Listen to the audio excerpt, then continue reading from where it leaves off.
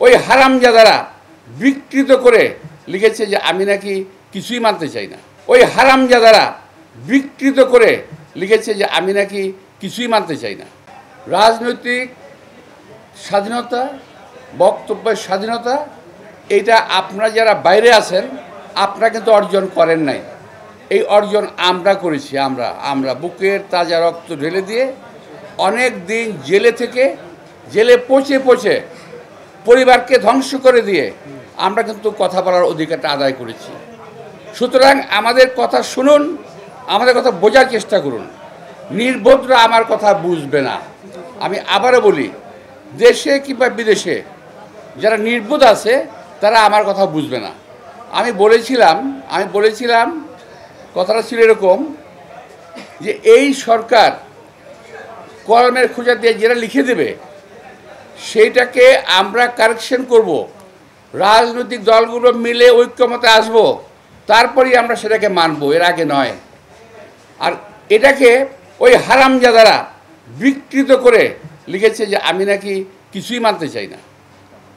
আরে ভাই, আমি কি এত বছর রাজনীতি করে এতটুকু অর্জন করি নাই যে কী কথা বলা যাবে? হ্যাঁ, হতে পারে আমার লাইনের আগে এবং পিছনে বক্তব্য আপনারা কেটে ছেটে সেদিক করেছেন, কিন্তু আমি এই কথাটাই বলেছি যে কলমের খোঁচা যেটা দিয়ে লিখে দিবেন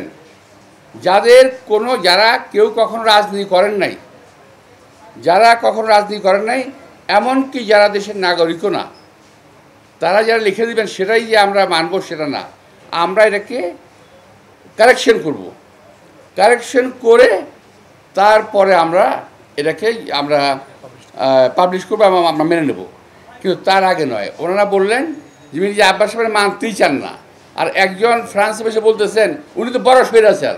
আরে ভাই, আমি যদি স্বৈরাচারী তোরা দুরাচার।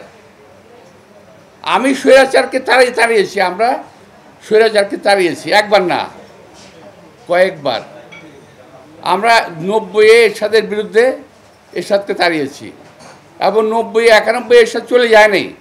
আমরা 81 থেকে 90 পর্যন্ত এরশাদের বিরুদ্ধে আন্দোলন করেছি, আমরা স্বৈরাচার তাড়িয়েছি।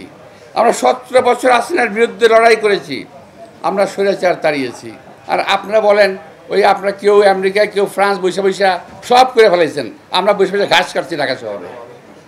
তো প্রিয় ভাইরা, আমার কথাগুলো তিক্ত হতে পারে, আমার সাংবাদিক ভাইদের অনুরোধ জানাবো, যদি এবং আপনারা যারা নাকি ফেসবুকে লেখেন, যদি আমার এই বক্তব্যের বাইরে কেউ কোনো কথা আবার লিখে দেয়, দয়া করে আপনারা জবাব দিয়েন,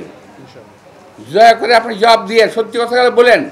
মির্জা আব্বাস 2 নম্বর কথা বলে না, 2 নম্বর কাজ করে না, এই কথা মনে রাখবেন।